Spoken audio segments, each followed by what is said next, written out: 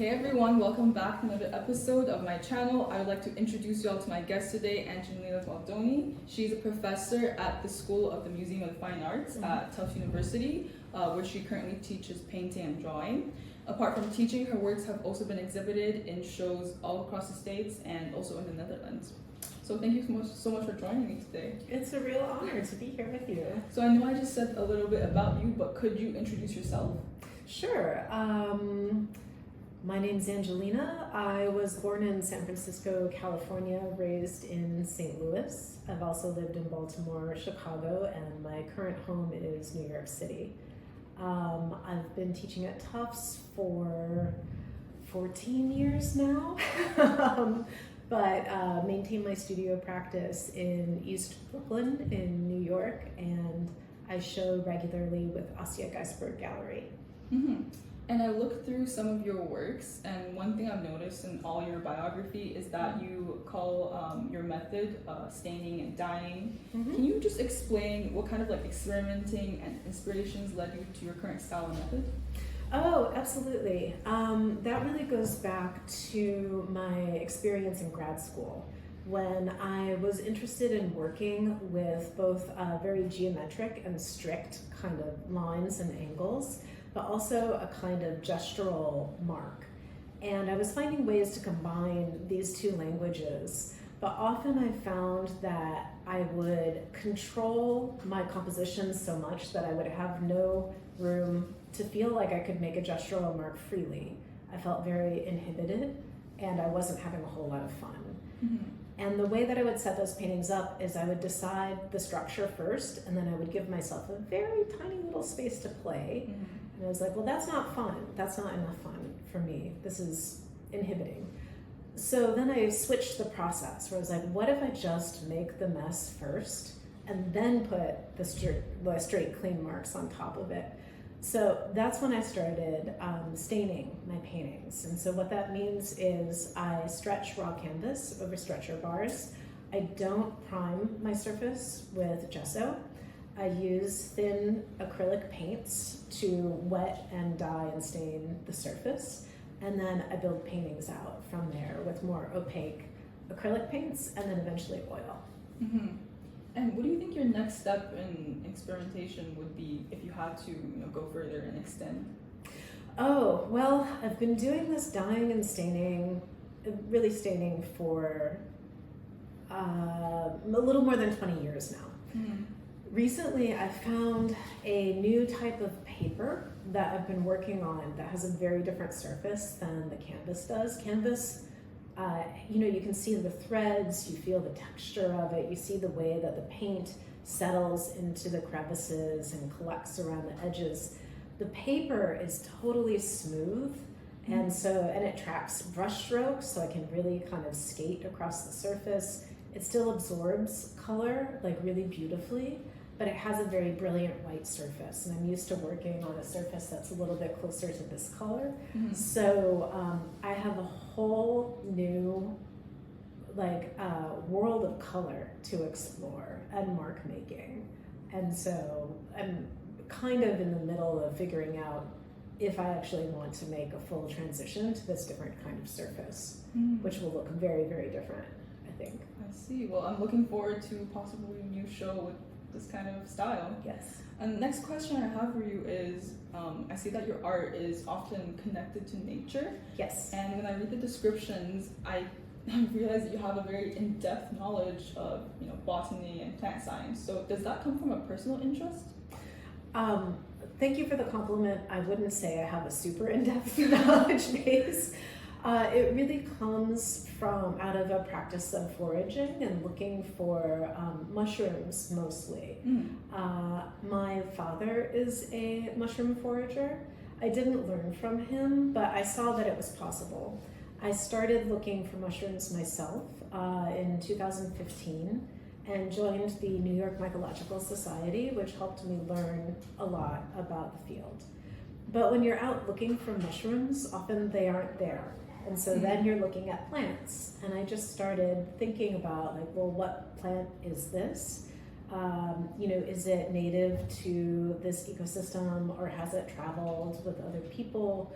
what time of year is it? Is it in full bloom, or is it just starting? And how does that tell me if it's the right time to be looking for a particular mushroom? That just led me to explore how we come to learn all of this material. I found things like Facebook groups to be incredibly useful in like learning. It's the best thing that Facebook does is like identification groups. But I started to just wonder, how did people learn before guidebooks, you know, like, and how did women in particular learn? Because foraging, I think historically has been dominated by females, you know, where hunting is dominated by males.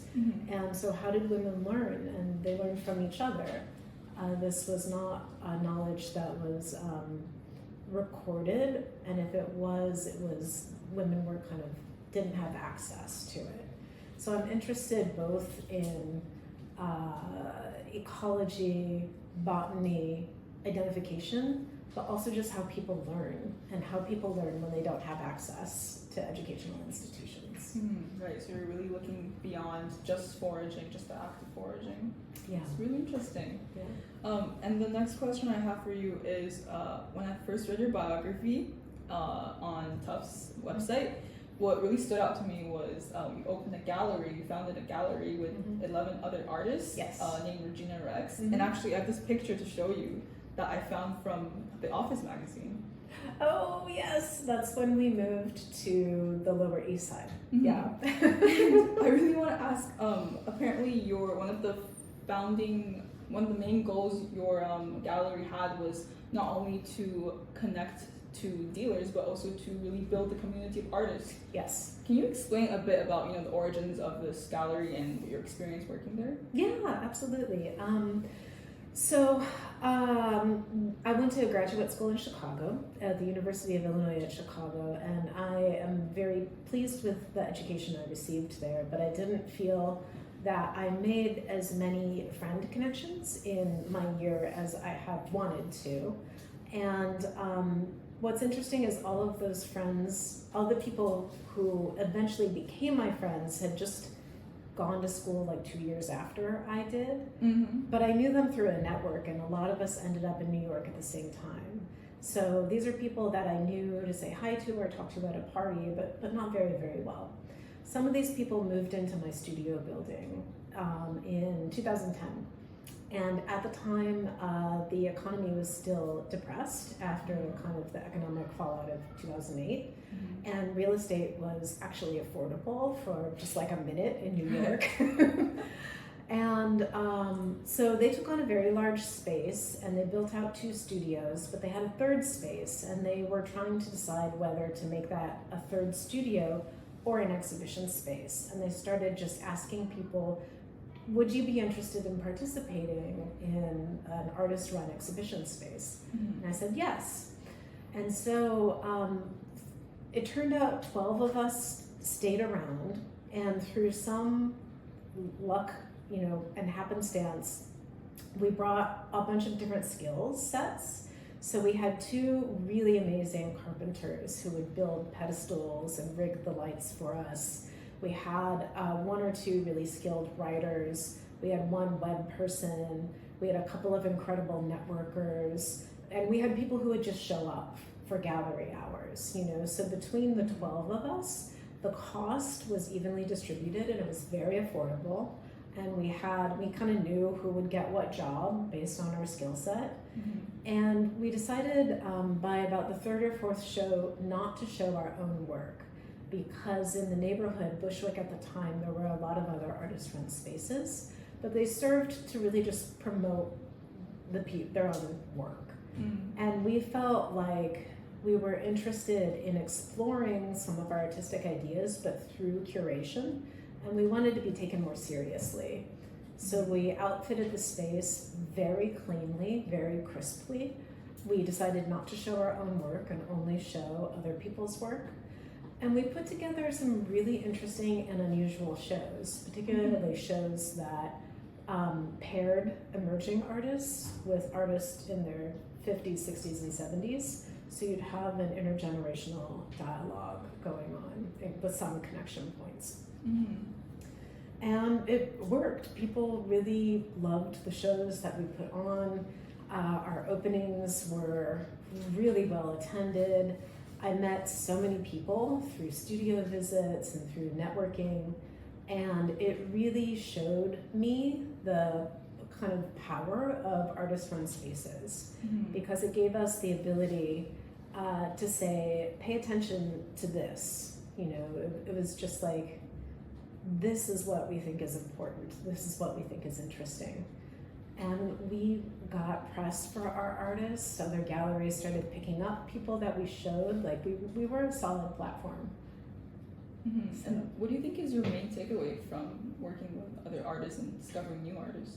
Oh, everyone should try something like this at least once. It also makes you really grateful for when people do this work for you. So now when I am part of any kind of show in a gallery, I'm just incredibly appreciative, and it also told us how to be a good co-worker to other gallerists, because you kind of know, you're like, make sure that I don't do this or that, you know, because people had kind of, you know, if they had done things that had made our jobs harder, then you remember and you're like, oh, I want to make sure not to do that to anybody else. But it was really a formative experience, and I think for studio-based artists in particular, it's important to have some kind of collaborative project. Yeah, totally. And it seems like once in a lifetime experience. Yeah. Where are you going to ever find such a cheap house in New York again? And No. artists? I guess that's the other big takeaway, is when the economy tanks, like, move, like, find a different space, because you'll be able to find a better space. Right. And then sign a long lease. The next question I have for you is more of a personal one. What do you think your goals are as an artist? Oh, that's a really big one. I want to make paintings that encourage people to stop, to look closely, to kind of let the visual experience wash over them, and that connects time, that connects kind of deep and long time to the present moment. I think that's the thing I want the most. Wow, it's very deep. Do you think you've come to that idea through maybe some experiences in your own life, or just you? Definitely. You know, it goes back to the humbling experience of aging, of thinking about people, of seeing your parents age, about thinking about everything that happened to kind of lead you to the point that you are right now, things that might unfold in the future, everyone that contributed to my being here right now. So it is very much about, like, looking back and forward at the same time. So in that case, do you think you have a personal mantra of just taking it slow, living in the present? Ideally. I would find that very hard to practice in the day-to-day, though. Okay, even for an artist, because I mean, in my mind, an artist is someone that, you know, takes their time to do things, but maybe not. I work very hard to carve out a handful of hours during the day where I can feel like that. But in addition to being an artist, I'm a professor. I was just chair for 3 years of my department. I have a 12-year-old daughter. I have a husband. I have friends. I live in a place in New York where it takes a long time to get to other places. There's a lot of different responsibilities that I'm balancing. Right, I see. So no prejudice here. Okay, so next question I have for you is kind of something I've been thinking about personally when it comes to art. Just to give you some context, the question is, do you think originality is real? And the context here is because I've been looking at a lot of videos talking about AI-generated art, Mid-Journey, and I've been just thinking, there's a recent news that came out about a person that used AI to complete an unfinished work of Keith Haring. His last work, I think it's called Unfinished Work. And well, it was kind of a mess. It wasn't very good. But I've been just thinking, that triggered some thinking that was, well, like, are we really going to have any originality after this age, after such a expansion of AI?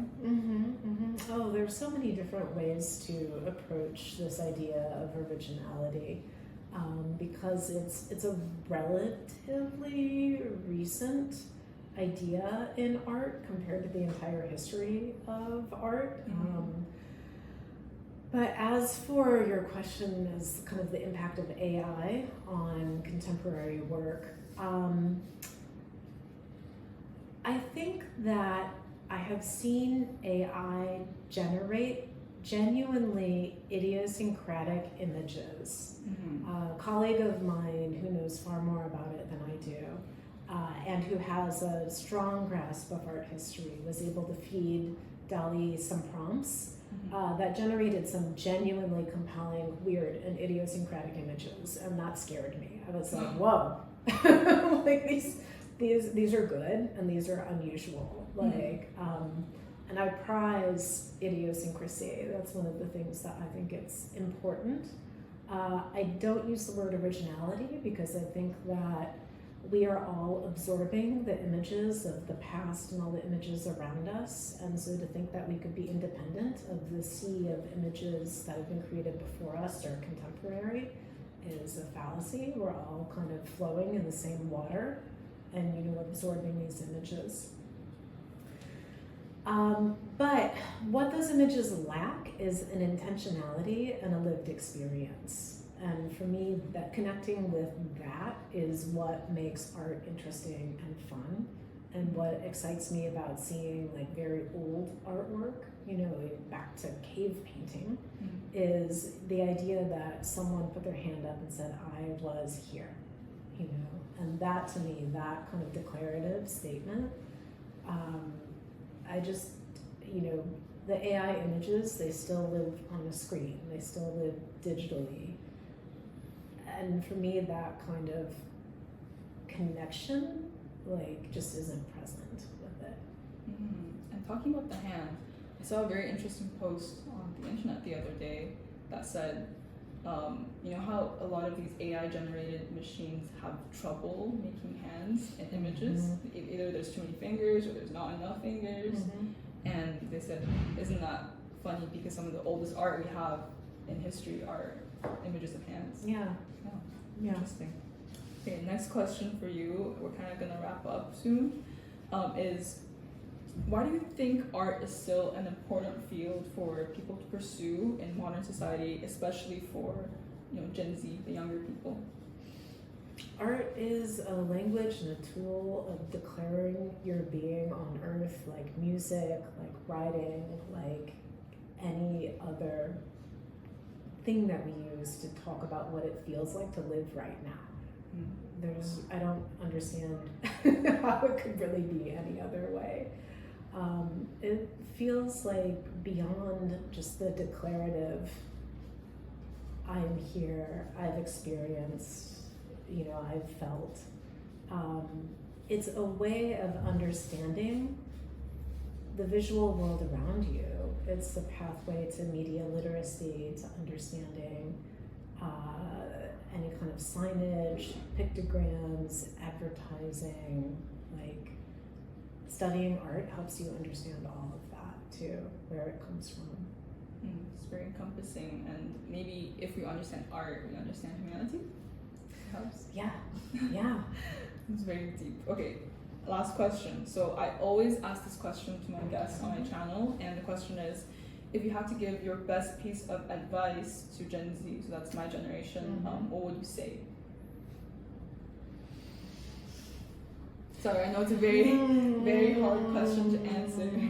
I also want to acknowledge that my whole experience of the world is so different from yours that I hesitate to prescribe anything. But I would say the more space and time that you can give yourself to play without the pressure of like goals or like optimizing outcomes, but just explore through unstructured time.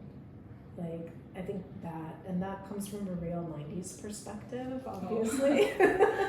But I think that it's so important to give yourself a space and time outside of like accomplishment to just be and do things that you genuinely enjoy, that you're genuinely curious about, without the pressure of like achieving a goal.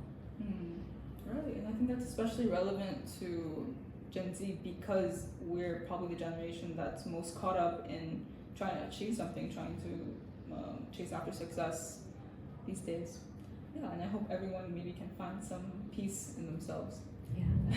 And that's the end of the interview. Thank you so much for agreeing to talk with me. This was such a deep discussion. I felt like we really covered a lot of topics. I agree. Excellent questions. Thank you. Yeah. And to my viewers, if you're watching, stay tuned for the next episode. Thank you.